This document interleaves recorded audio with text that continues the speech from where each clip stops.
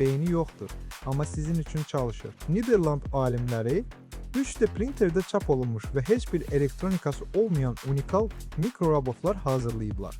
Bu strukturlar cəmi 5 mikrometr ölçüsündədir və xarici elektrik sahəsinin təsiri ilə sərbəst hərəkət edə bilirlər. Texnologiyanın əsas sirri onun formasındadır. Çünki hərəkət komandaları birbaşa robotun fiziki quruluşuna kodlaşdırılır. Bu kiçik mexanizmlər gələcəyin tibbində əsl inqilab edərək insan bədənində ən çətin nöqtələrə belə nüfuz edəcək.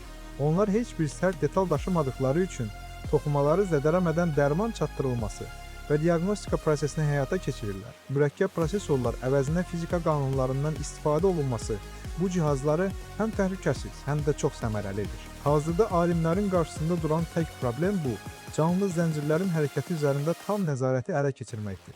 Onların davranışı hələ ki mühitdən asılı olaraq biraz xaotikdir və hər an trayektoriyanı dəyişə bilirlər.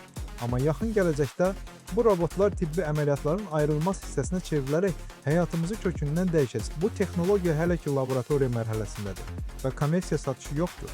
Lakin tədqiqatın dəyəri milyonlarla manatla ölçülür. Sizcə, belə mikroskopik robotların idarə etmədən çıxıb öz başına hərəkət etmə ehtimalı bizi qorxutmalıdır.